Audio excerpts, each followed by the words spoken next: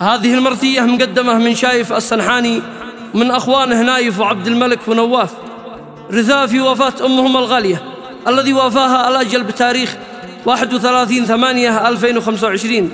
رحمة الله تخشاها، يرثوا بها أنفسهم وكافة خواتهم وكل الأهل والأقارب. من محافظة عمران مديرية السود بيت السنحاني، والقصيدة تحكي وتعبر بما فيها.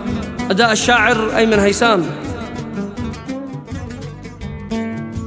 خطي يا جروح الضنين قيفان الرثا والأنين، بعد الأم نور السنين حن الروح والقلب حان. شايف قال ما قدرت أشوف بعد أمي حياتي كسوف، والأحزان مثل السيوف تقطع بالجسد والبدن، تقطع بالجسد والبدن. شايف قال ما قدرت أشوف بعد أمي حياتي كسوف، والأحزان مثل السيوف تقطع بالجسد والبدن. ماتت نورنا والقوى من بعد الجراع والدواء، عانت بالورم واكتوى قلبي بعدها ووتهان. يا مثل ايش يتمتنا إن غابت عيون أمنا، ليتك خفتنا كلنا جنب أمي بوسط الكفان. ماتت وانطفى كل شيء والصبح احترق بالعشق، والله ما بقي أي شيء غير وجاعنا والحزن. نايف شن دمعه وسال جراح تهز الجبال، والقلب احترق والضحى والبيت انطفى والسكن. واحزن قلب عبد الملك ما عاد خلته يحترق، قلبه من أنينه هلك ما حد ناحي مثله وآن. نوف حن والحزن زاد والروح احترق والفؤاد، واهتزت حيود البلاد في كامل بلاد اليمن. يا قبر أمنا قل لها ضاق البيت من بعدها، ما بلقى بشر مثلها لو فتشت كل الزمن، لو فتشت كل الزمان. يا قبر أمنا قل لها ضاق البيت من بعدها، ما بلقى بشر مثلها لو فتشت كل الزمان.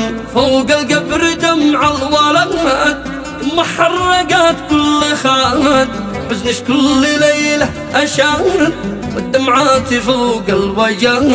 ليت القبر بعد الفراق يسمح للقلوب العناق، يمه لش وجع واشتياق حز القلب والدمع شان.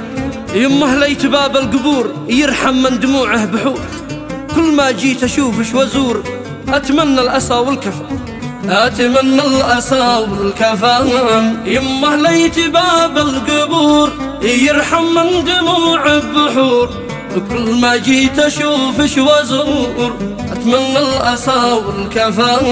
يا جرح الخوات العمل لكن عيون الشقاي، لحد يا خواتي تضامي احنا جنبك دائما.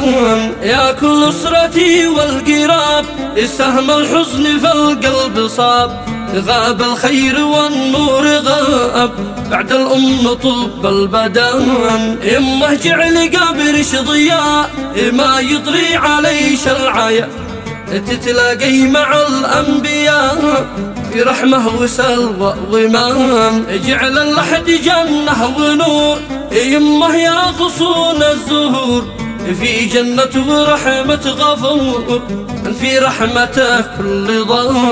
والله إن حزن القلوب تهز البلد والشعوب، ابكي يا شموس الغروب الدمعة وصوت الشجن. يا أهلي والقراب كلكم يعظم أجرنا وأجركم، واشكر من وقف منكم سعد ضيقنا والمحان. واختم بالصلاة للرسول أدارت سنين الفصول، صلت والمدامع سيول المختار جد الحسن.